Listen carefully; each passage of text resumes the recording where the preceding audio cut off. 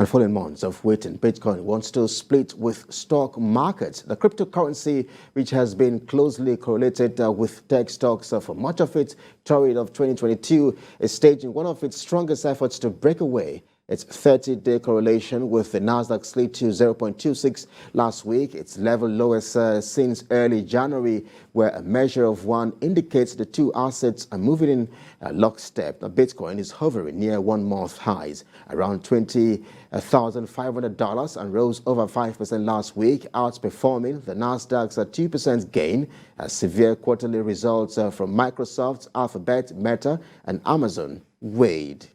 To global markets, Asian shares rose and bond yields firmed in early trade today, despite mild losses from Wall Street overnight as investors turned their focus to the Federal Reserve's policy meeting this week for hints on what comes next. Now, early in the Asian trading day, MSCI's Products Index of Asia Pacific shares outside Japan was up at 0.7%. U.S. stock futures also rose at 0.2%. Australian shares were up at 0.65%, while Japan's Nikkei stock index rose at 0.95%. And China's blue chip index was up at 0.51%. Higher in early trade, Hong Kong's Hang Seng index opened at 1.52%.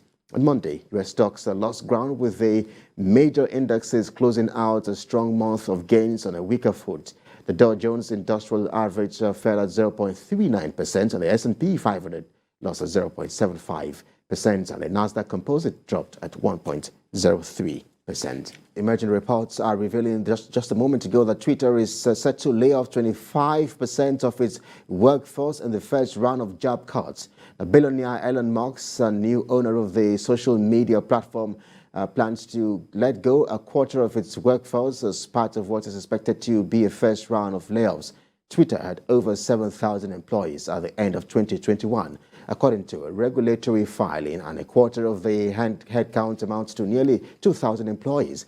Mr. Musk had fired the trio of Twitter chief executive, finance chief, and legal affairs and policy chief on the completion of a 6-month, $44 billion deal just a few days ago.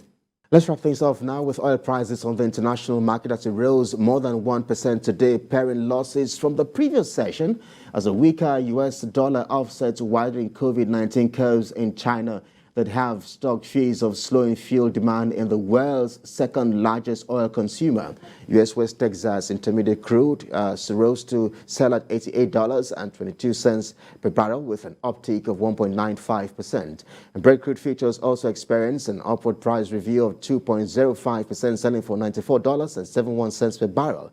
And Bonny Light remains in the red zone, selling for $93.89 per barrel, with a price decline of 0.90%. And for the OPEC basket, crude oil dealers are selling for $94.73 per barrel, with an uptick of 1.51%.